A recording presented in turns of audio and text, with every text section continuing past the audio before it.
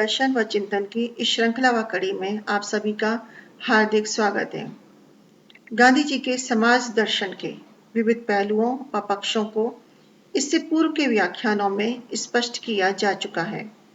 आज मैं आपके समक्ष गांधी जी के समाज दर्शन के सार को स्पष्ट करने जा रही हूँ। गांधी जी एक ऐसी आदर्श सामाजिक व्यवस्था की स्थापना के पक्षधर थे जो सत्य, अहिंसा, सर्वोदय, प्रेम, त्याग, बलिदान, परोपकार, व्यक्ति पुनर्निर्माण, सामाजिक पुनरुत्थान, पुनर्निर्माण, सामाजिक समानता, आत्म उपलब्धि, आत्मशुद्धि तथा ज्ञान पर आधारित हो। एक ऐसा समाज जिसमें नैतिकता, राष्ट्रवादी तथा आत्मज्ञानी व्यक्ति हो। एक ऐसा समाज जिसमें बाहरी आडंबरपूर्ण मान्यताओं द्वारा अज्ञानी तथा सीधे लोगों पर सांप्रदायिक कठोरता तथा धार्मिक दोषारोपण व विवेक शून्यता नहीं होगी।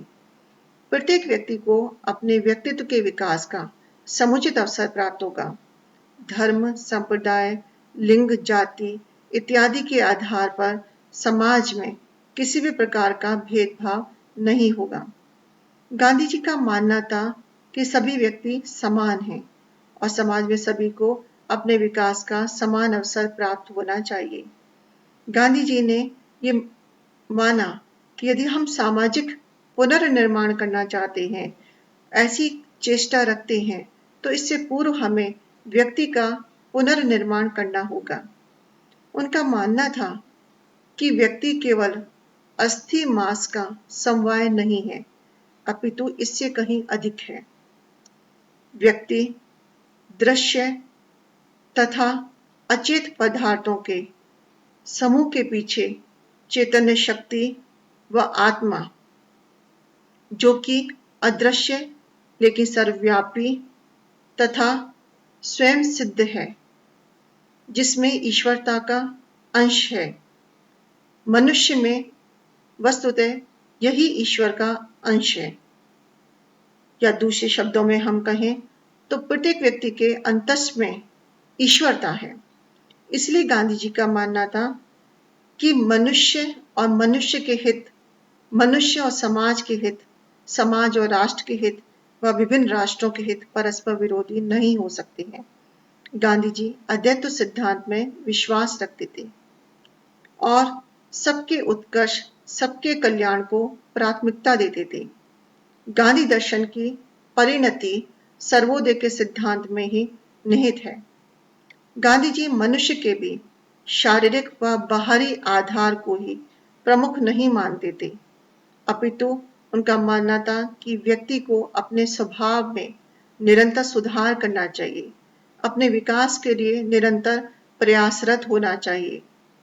उसके जीवन का परम लक्ष्य प्रेरणा होना चाहिए, प्रयास होना चाहिए और उसके लिए उसे निरंतर लक्ष्य की प्राप्ति के लिए, अपने लक्ष्यों की प्राप्ति के लिए प्रयत्नशील होना चाहिए। और इसीलिए गांधी जी व्यक्ति की आत्मोपलब्धि, आत्मशुद्धि, आत्मविश्लेषण को महत्वपूर्ण स्थान देते हैं। उनके अनुसार समाज में स्त्रियों का भी उतना ही महत्व है जितना पुरुष का है। स्त्रियां समाज में सक्रिय भूमिका निभाती हैं। समाज के पुनर्निर्माण में, समाज की संरचना में स्त्रियों का महत्वपूर्ण योगदान होता है। गांधी जी ने भारतीय स्वतंत्रता संग्राम आंदोलन में महिलाओं की सक्रिय भूमिका को स्वीकार किया।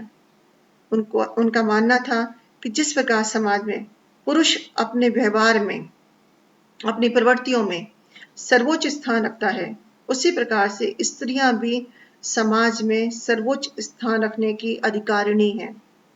वस्तुतः गांधी जी ने भारतीय समाज व राजनीतिक व्यवस्था में स्त्रियों को एक महत्वपूर्ण स्थान दिया। इतनी विशाल संख्या में स्त्रियों का स्वतंत्रता संग्राम आंदोलन में सक्रिय सहयोग भारतीय इतिहास की एक अनोखी व नवीन व्यवस्था थी। गांधी जी के लिए अर्नोल्ड टाइनबी ने कहा है कि गांधी जी 20वीं शताब्दी की महानतम विभूति थे। निसंदेह जिस समय संपूर्ण विश्व सामाजिक विघटन के संक्रमणकालीन दौर से गुजर रहा था, उस समय गांधी जी ने एक ऐसी आदर्श सामाजिक व्यवस्था की स्थापना की बात कही जो नैतिक अनुशासन पर आधारित थी, जो सत्य, अहिंसा, सर्वोदय पर आधारित थी, जो केवल भारतीय स्वतंत्रता प्राप्ति ही जिसका लक्ष्य नहीं था, अपितु संपूर्ण मानव जाति को गांधी जी का यह संदेश था कि भविष्य में मनुष्य की सुरक्षा, उसका सुंदर भविष्य, उसकी शांति निश्चित रूप से अहिंसात्मक समाज में ही निहित है। धन्यवाद।